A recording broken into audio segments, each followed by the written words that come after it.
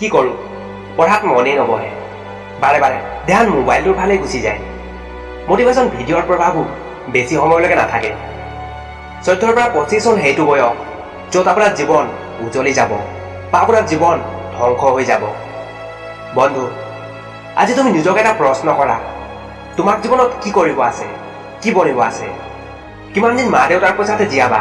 কিমান দিন? এটা কথা সদায় মনত ৰাখিবা, ৰজা বনিব হ'লে ভিখাৰীৰ দৰে পৰিশ্ৰম কৰিব লাগিব। আপোনালোকে পঢ়াৰ মন বনাই যে কালিৰ পৰা পঢ়িম, পৰহিৰ পৰা পঢ়িম, 1 তাৰিখৰ পৰা পঢ়িম, সোমবাৰৰ পৰা পঢ়িম।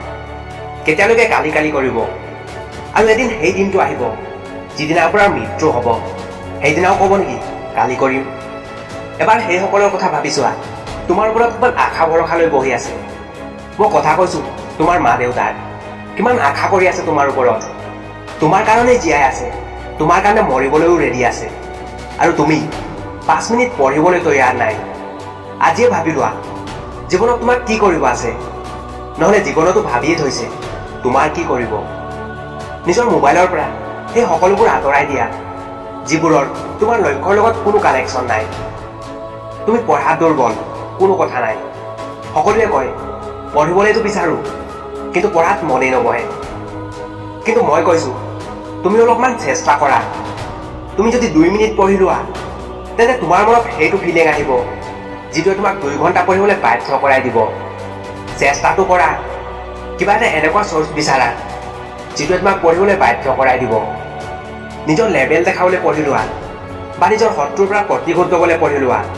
নিজৰ মা দেউতাৰ কাৰণে পঢ়া। তোমাক জীৱনটো জীয়াব আছে নে কটাব আছে? সকলোৱে জীৱনত কিবা নহয় কিবা সপোন দেখে আৰু সেইটোৰ কাৰণে তেওঁ মৰিবলৈও ৰেডি থাকে। মই নাজানো আপুনি সপোন চাই নে নাই, কিন্তু মই ইমানটো জানো লাখ লাখ ভিডিঅ' এৰি আপুনি মোৰ ভিডিঅ'টো চাইছে।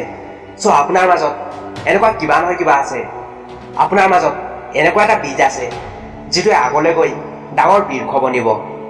মিছা হ'লেও মোৰ এই কথাটো ধ্যান দি শুনিব, মনত বহুৱাই ল'ব। মিছা হ'লেও সঁচা মানি ল'ব। যদিহে সঁচা মানি লয় এদিন বহুত ডাঙৰ মানুহ বনি যাব। মই নাজানো আপুনি কোন যিয়ে মোৰ ভিডিঅ'টো চাইছে, কিন্তু মই ইমানটো জানো আপুনি এদিন বহুত ডাঙৰ মানুহ হ'ব, জীৱনত বহুত সফলতা অৰ্জন কৰিব।